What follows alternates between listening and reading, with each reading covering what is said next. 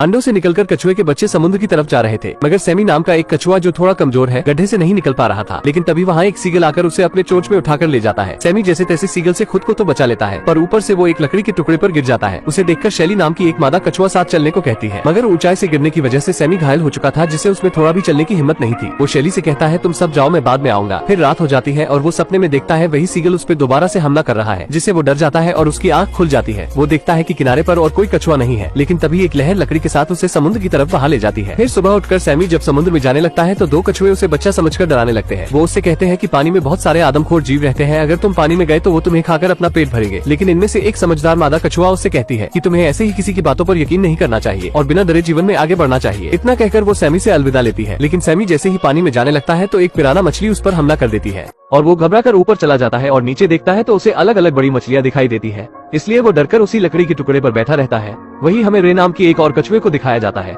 जो वह भी सैमी की तरह अकेला होता है और बाकी कछुओं के साथ शामिल होने की कोशिश करता है, लेकिन कोई उसे साथ नहीं रखना चाहता और उसे सभी भगा देते हैं। और फिर वो सैमी से जा मिलता है। फिर बात के दौरान उन्हें पता चलता है कि वो दोनों एक ही बीच पर जन्म लिए थे, एक ही टाइम पर। यह जानकर वो दोनों काफी खुश हो जाते हैं। वो दोनों एक दूसरे को भाई मानने लगते हैं और साथ में रहने लगते हैं। और इस दौरान वो साथ में समंदर के अंदर जाते हैं, जहाँ उन्हें बहुत खूबसूरत चीजें देखने को मिलता है। उनका सारा दिन ऐसे ही बीतता है। धीरे धीरे वो बड़े होने लगते हैं।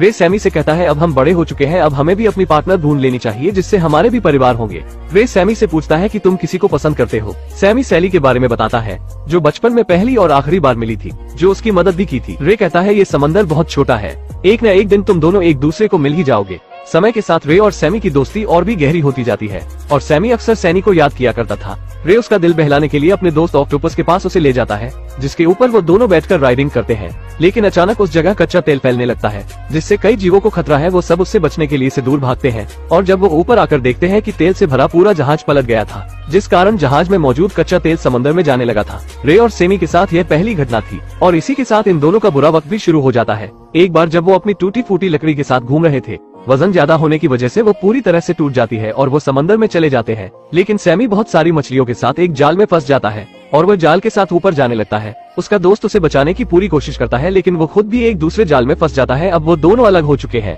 जाल से निकलने के बाद सैमी एक बाल्टी में चला जाता है और सैमी वहाँ से निकलने की कोशिश करता है, लेकिन वो सामान के बीच में फंस जाता है और सैमी वहाँ से हिल भी नहीं सकता था। काफी देर धूप में रहने से वो बेहोश हो जाता है, जिससे फिशरमैन उसे मरा समझकर समंदर में फेंक देता है। लेकिन समंदर में जाने के बाद भी उसे होश नहीं आता।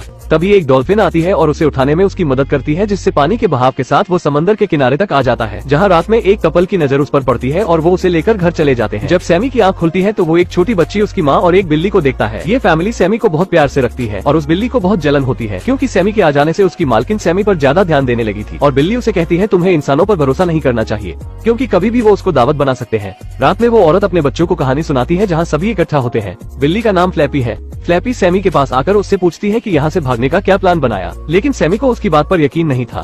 फ्लैपी बात पर उसे बताती है कि वो भी ओशन से बचकर यहाँ पर आई थी। ओशन महासागर समंदर है। सैमी को पता चलता है कि और भी समंदर है। अगले दिन सैमी एक मादा कछुए से मिलता है, जिसका नाम है वीरा।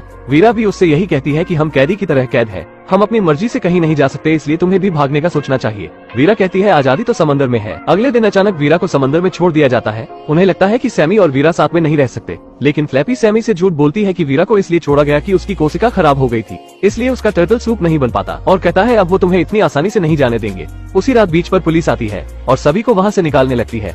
फ्लैपी सैमी से कहती है यही मौका है तुम्हारे पास भागने का। सैमी उसकी बात मानकर छिप जाता है, लेकिन सैमी अब बिल्कुल अकेला पड़ गया है और वहीं काफी दिन गुजारता है। फिर वो समंदर में चला जाता है और भूख के कारण लकड़ियों को ही खाने लगता है। तेज हवा से वो एक पन्नी में फंस जाता है और तभी वीरा आकर उसे बचा लेती है। सैमी उससे मिलकर बहुत खुश होता है। फिर उसके बाद वीरा उसे ऐसी जगह ले जाती है जहाँ बहुत सारे पत्ते होते हैं, जो कछुए खाते हैं। सैमी उसे खा ही रहा होता है कि एक फीमेल टर्टल उससे लड़ती है, क्योंकि उसके पीछे एक शार्क पड़ी थी। सैमी उसे बचाने में मदद करता है और वो दोनों एक छोटे होल में छिप जाते हैं, लेकिन शार्क अब भी उनका पीछा नहीं छोड़ती। तभी उस शार्क के सामने वीरा आ जाती है और शार्क को भगा देती है। फिर वीरा उन दोनों को वहीं छोड़कर चली जाती है। वो दोनों आपस में बात करते हैं और सैमी को पता चलता है ये सैली है, जो बचपन में मिली थी। सैली भी उससे मिलकर बहुत खुश होती है। फिर वो दोनों साथ में ही समय बिताने लगते हैं। सैमी सैनी से कहता है मुझे पूरी दुनिया घूमनी है, सारे समंदर को देखना चाहता हूँ। फिर सैनी से कहता है क्या तुम भी इस सफर में मेरा साथ दोगी। सैनी उसकी बात सुनकर बहुत खुश होती है और उसके साथ इस सफर में जाने के लिए तैयार हो जाती है। यह घूमने का ही सफर नहीं, बल्कि पूरी जिंदगी साथ में बिताने का सफर होता है। सैमी उससे कहता है पहले हमें कोई सीक्रेट जगह की तलाश करनी होगी और वो साथ में सीक्रेट प्लेस ढूंढने निकल जाते हैं। रास्ते में उन्हें एक सील मिलता है। वो दोनों उससे सीक्रेट प्लेस की जगह पूछते हैं, लेकिन उसको कुछ नहीं पता होता। पर वो उन्हें एक जहाज के बारे में बताता है जहाँ उन्हें इस बारे में कुछ सुराग मिल सकते थे, और वो उस जहाज को ढूंढने के लिए तैरते हुए कुछ बोट्स के पास पहुँच जाते हैं, लेकिन उन्हें वहाँ कुछ नहीं मिलता। फिर वो आगे के सफर पर निकल जाते हैं, लेकिन इस बार वो जंगल में पहुँच गए थे जहाँ बहुत सारे खतरनाक जीव है, और पिराना की एक झुंड उन्हें खेल लेती है। लेकिन उनके शिकार करने से पहले एक बड़ी चिड़िया सैनी को उठाकर घोंसले में ले आती है, और वहाँ की ऊंचाई से सैमी को एक बड़ा जहाज नजर आता है। लेकिन उस पेड़ की ठाई पानी में गिर जाती है, जिससे सैमी सैली से फिर जा मिलता है, और वो उस जहाज का पीछा करते हुए उसके करीब पहुंच जाते हैं, जिससे एक दुर्घटना से सैली सैमी से अलग हो जाती है, और काफी कोशिश के बाद वो सैली से नहीं मिल पाता। सैली के गायब हो जाने के बाद सैमी बहुत उदास हो जाता है, और तभी वहीं बूढ़े कछुए मिलते हैं, जो सैमी को बताते हैं, हमने एक फीमेल टर्टल को देखा जिसके शरीर पर शार्क के दांत के काटने का निशान होता है।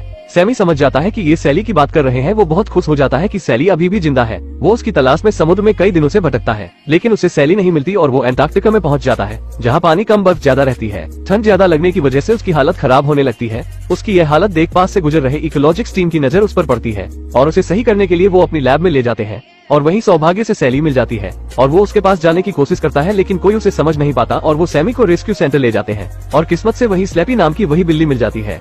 वो स्लैपी से मदद मांगता है वहाँ से उसे निकाल सके, और तभी वहीं वो औरत आ जाती है, और सैमी को देखते ही पहचान जाती है, और सैमी की जिज्ञासा देख समंदर में रिहा कर देती है। वहीं से जाते समय सैमी को 2 कछुए मिलते हैं। वो सैमी से मदद मांगते हैं कि एक कछुए को एक कंटेनर से निकालने की। जब सैमी वहाँ पहुँचता है, वो देखता है कि ये तो उसका दोस्त रे है। वो एक दूसरे से मिलकर बहुत खुश होते हैं, और वो रे को बाहर निकालने की कोशिश करते हैं। रे उस कंटेनर से बाहर निकल जाता है। फिर सैमी रे को अपनी पूरी कहानी बता देता है। सैमी को रे इतना चिंतित में देख अपने घर ले जाता है, जहाँ वो रहा करता था। वहाँ रे सैमी को अपनी पत्नी रीटा से मिलवाता है, और वही बात करने के दौरान सैमी सैली के बारे में बताता है।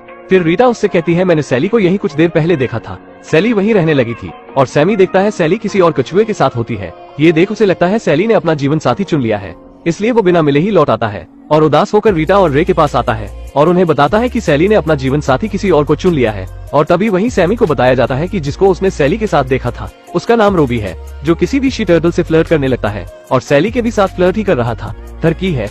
ये बात जानकर सैमी बहुत खुश होता है कि सैली के दिल में उसी के लिए प्यार है। वो जल्दी से सैली से मिलने जाता है, जहाँ एक शार्क उसके पीछे लगा होता है। सैमी शार्क से उसे फिर से बचा लेता है, और फिर वो दोनों हमेशा के लिए जीवन साथी बन जाते हैं। और इसके बाद से कहानी वर्तमान में आ जाती है। अंडे से बच्चे बाहर आ चुके थे। सैमी और सैली उन्हें रोड क्रॉस करवाते हैं, और वो दोनों दादा दादी बन चुके थे, और फिर एक बच्चा उस गड्ढे से बाहर नहीं निकल पाता।